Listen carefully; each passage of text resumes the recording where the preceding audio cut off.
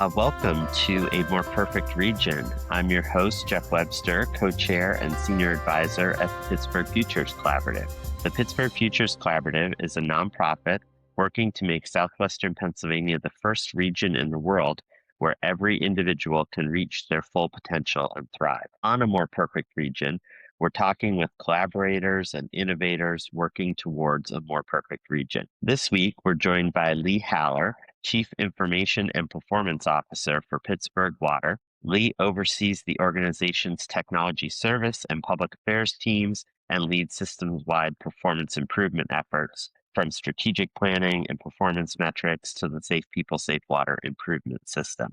He brings deep experience from technology leadership roles across both the public and private sectors. And we had the pleasure of working together a little bit when Lee was with the city of Pittsburgh a number of years ago. Welcome to the podcast. Thanks, Jeff. I'm really happy to be here. Great.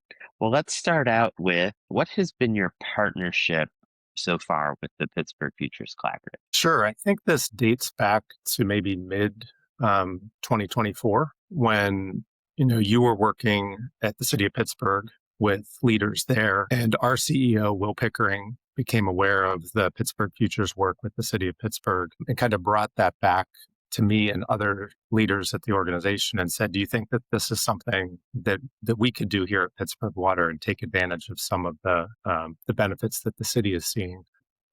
Later that year, we did kind of a trial run, went out and observed some work in the field that our crews were doing, talked to Jeff and others about, just the potential for this work at Pittsburgh Water and what it could mean for our organization. So actually began working with Pittsburgh Futures on a contract basis in early 2025, doing a full 5-day self-assessment for our senior leadership. And then we actually wound up training all of our people managers right after that. And I'm proud to say have rolled out the Safe People, Safe Water safety system across the organization this year. Wonderful. Just ad-libbing a little bit. You mentioned the self-assessment and the trial run. Could you share just a little bit about what that was like and what some of the learnings and opportunities that came forward there? Yeah, I think that the trial run was really around sometimes seeing is believing, right? And, we had conversations with you about the benefits that the city was seeing. And as you said, when I was at the city of Pittsburgh, I was familiar with your work. I think I understood the potential, but others in the organization really wanted to see it a little bit more firsthand. So the trial work really allows you to go out and observe just on a normal day of work at Pittsburgh Water what the crews were doing. And just in that very short time frame, we were able to identify safety issues that could have caused injuries for our crews, but also just opportunities to streamline our work, to potentially save time, save money, provide better service for our customers. So I think it just showed everybody if this is what we can unearth just by doing a half-day observation and discussion, if we really focused on this, what would be the potential for Pittsburgh Water? And we really thought that it was tremendous. So that was the test run that we talked about. The full leadership self-assessment was diving a lot more deeply into the concepts that we talked about in the test run, really kind of helping us to understand what we needed to be able to do as leaders to support the work, key concepts about how employees could really be empowered to look at safety and performance improvement initiatives across the organization. Well, you mentioned that the self-assessment really focused in on what leaders can do and some of the learnings of what leaders do to enable people to create habitual excellence in their organizations. Can you tell us a little bit about how you lead differently now based on your work with Futures? Sure. I would say it's definitely a journey. There's things that I have learned through my work with Pittsburgh Futures that, I still struggle to implement. But I think some of the things that I've successfully been able to do is really think about standard work. That's a concept that we talk a lot about in the leadership self-assessment.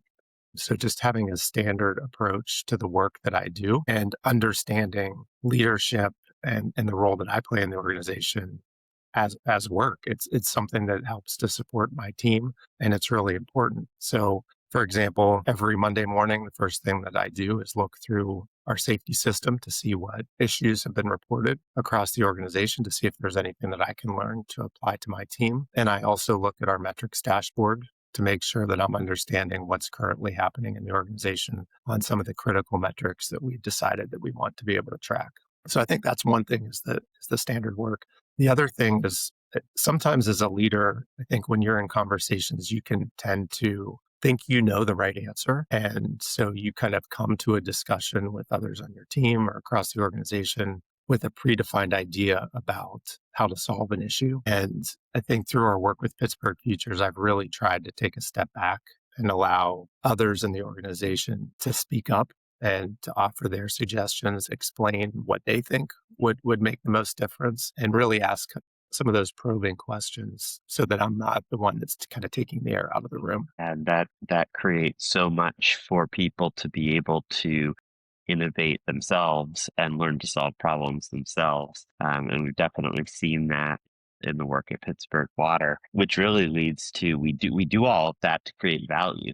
So what value have you been able to produce in Pittsburgh Water so far based on your work with Futures? So I think the tangible value that we've been able to create so far is, I don't want to jinx it because it's fairly early days, but we've really seen some pretty remarkable improvement in some of our safety metrics that we track. And I attribute a lot of that to just increased visibility across the organization of the importance of safety and calling out not only injuries or vehicle accidents or things like that, but near misses and situations that could have injured somebody, but thankfully did not. And I think over the past year, we've spent a tremendous amount of time really focusing on that and kind of highlighting situations like that. So I think that's probably the biggest thing. But I also feel like we've kind of started to change the culture of the organization. As an organization, I think lots of larger organizations have a very top-down culture. And, there's this feeling among the front lines that leadership is always telling us what to do and not necessarily listening to us for our suggestions. And I think just through some of the problems and the situations that we've been able to unearth working with Pittsburgh Futures, we've been able to put those frontline workers in more of a driver's seat, offering suggestions about how they can improve their daily work based on the knowledge that they have. They're experts in their field, and they really can offer suggestions that will benefit the organization. So from that, what has been your proudest accomplishment so far in this work? I mean, I would just go back to, as an organization, Pittsburgh Water has, I think, really transformed over the past 4 or 5 years. And I think that the proudest accomplishment that I can say so far is just the focus that we have on this program and on employee safety. It's something we talk about in board meetings. It's something that we talk about in senior leadership meetings. It's something that we talk about in team meetings with our employees. And that is, I think, not a small thing to do, right? Is to change the culture of an organization like that. And we've really started to do that. So I would say that's our proudest accomplishment so far. And I can certainly back that up from what I've been able to see so far, in that the focus on safety is really partly about rewiring people's minds to think about this isn't just good enough. If it's not really excellent, it's not close to perfect, we need to call it out and begin to work on it. And that's definitely starting to carry over, not just into immediate safety events, but into other things. And, again, ad-libbing for a moment here, I'm thinking about the valves work. I'm wondering if you could just take a moment to talk about how that's carrying over into other kinds of culture of calling out problems and seeing them and trying to solve them together. Actually, that I was just thinking the same thing before you mentioned Mhm. that, because the good enough culture is something that came up when we had our valves meeting the other day. And, our valve crews mentioned that even though the valve location was not correct on their maps, and so they didn't know exactly where to go to find the valve that they were looking for, they said it was close enough, right?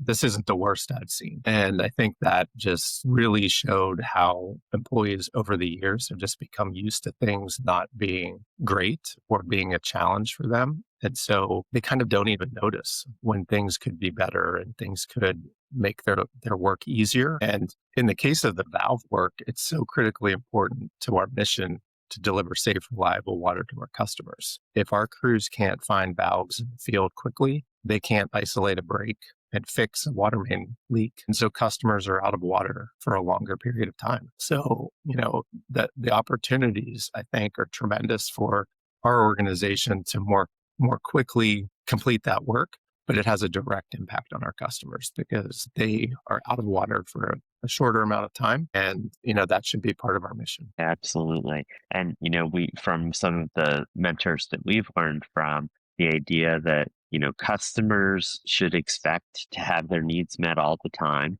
and workers should expect that they always have what they need to be able to be successful and meet those needs. And all of it should be in a safe environment. And I think the work that you all are leading to help create those conditions at Pittsburgh Water. And I think the other note that I would make there is, we talk about the philosophies and the theories, but these things are extremely tangible. Like, these are tangible benefits to workers and customers to be able to do your work and find things and not dig two holes versus one hole and all those things. But also they save money and they create customer benefits that are just extremely tangible. And that's an important part of this, and seeing the way you are implementing it to make that true is really, really exciting work. So last question here. What is your most profound learning from this process? So I think for me, the most profound learning that I've had is the power of observation. And that began with that kind of self-assessment test that we did in 2024 when we went out in the field and observed the work that our crews were doing. But I've been reminded of it various times throughout this past year as our crews reported issues. And, looking through what was reported, I felt like I understood the root cause. But because we weren't at the scene, maybe we didn't have pictures in some of these instances, we didn't go out and observe the conditions. It was just really eye-opening to me how you could make assumptions about the situation and the circumstances and what we could do to fix it, but kind of taking that opportunity to go out, view the situation at the site, talk to the people that were involved, at least in those instances that I'm thinking of,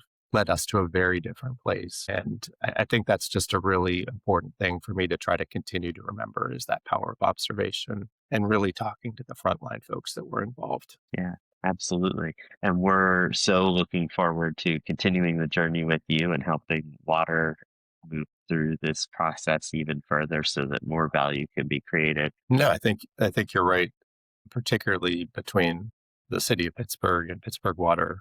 We work very closely together.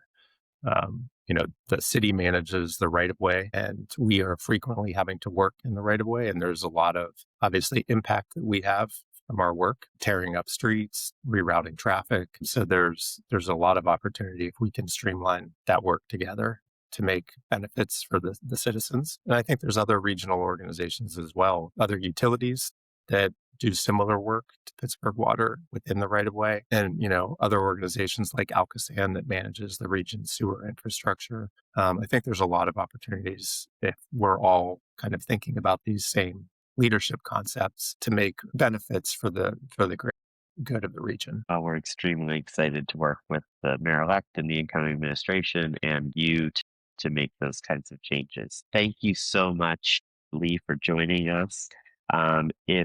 For our listeners, if you want to learn more about how to work with the Pittsburgh Futures Collaborative, please visit www.pghfutures.org. You can subscribe to our More Perfect Region Substack and podcast to stay up to date.